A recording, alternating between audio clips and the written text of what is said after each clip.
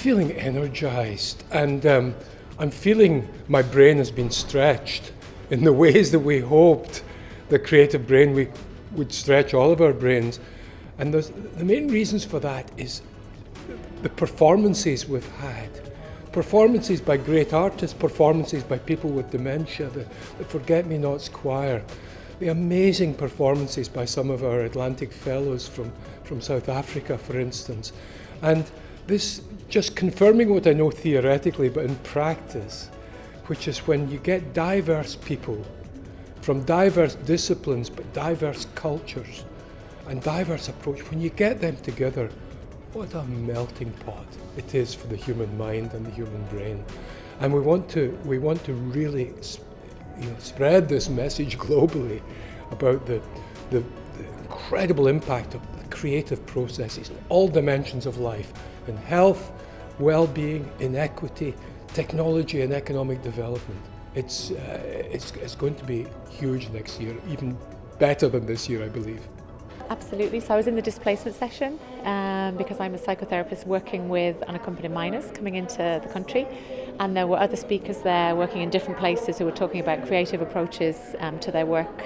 Some of them working very much at the front line, whereas I suppose I'm working in Ireland with people who've experienced trauma, so we were kind of making the links between trauma and creative approaches to healing, I suppose.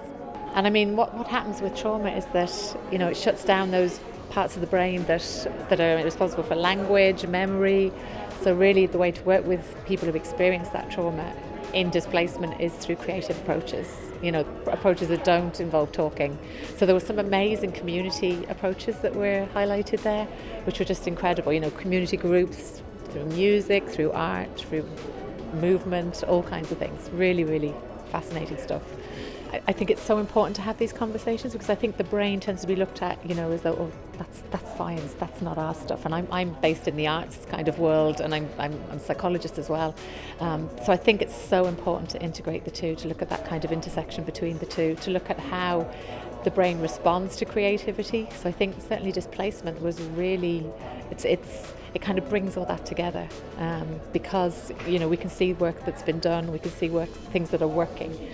So I think it's really, really important to bring those things together. So Baby Groove is a 70s inspired happening for babies aged 0 to 12 months. We work in a portable performance space that blocks out all the visual and oral noise, which is full of lovely immersive projections, and we sing all the way through, live harmony singing, and everything else is about the babies as individuals and then as a temporary tiny community. So this week was our rehearsal residency, and we were delighted to be doing this as part of Creative Brain Week, as whilst the show is very much about the basic human right of everybody to really high quality arts experiences, it's inspired and informed also a little bit by bits and pieces of neuroscience that I've magpied over the years, particularly from people like Dr. Suzanne Zedijk, and how we interact with the babies and how we create a situation where they genuinely have agency to choose their journey through each particular adventure.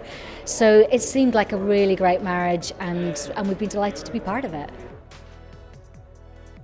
As part of Creative Brain Week, we were talking about creativity within neighbourhoods and within cities, and looking at how creativity can impact on health generally, but brain health in particular. The commonality really was that housing per se is a very important predictor of health. A lot of discussions ended up about design, but also about services.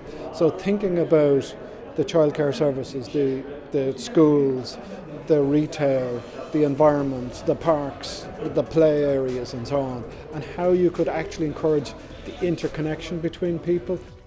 What I was talking about was the kind of intersection between health and design and the built environment at more at an urban level rather than a built level or a building level. And I started to dwell on, I suppose, the Healthy Cities Initiative, WHO, and seeing how that translated into urban design, and then really started to examine that in terms of aging and how the built environment impacts on our brain health throughout the life course. And this idea of how we age and grow, how our places age and grow, and how we can start kind of leveraging maybe the benefits that come from that. It also gave us the chance to talk about, how you bring people and their creativity and their wisdom into the design process or into the development process. A lot of older people bring wisdom, they bring patience, they bring life experience and so on. They're a lot of components of creativity that go untapped. The concept of emotional memory and how we as people, we just see something and then suddenly it's connect us to something different. So mostly I'm going to be talking about this emotional memory experience from Palestine to Ireland too, and how it feels to see something that I belong to that comes from home, how I see it here. The idea of someone is talking about displacement and to bring us together from an academic view and from an artistical view and just to see where these things can mesh and what people can get out of it. And I'm so glad, honestly, to be part of the Creative Brain Week. It's a great opportunity that brings artists like me. I'm established artist, I would say, but in Ireland I'm still building up things. It's really great that we get the opportunity to come to Trinity College and to be part of this. Today is the end of Creative Brain Week for this year, but it's not the end of Creative Brain Week. I'd like to see it grow from year to year, from strength to strength.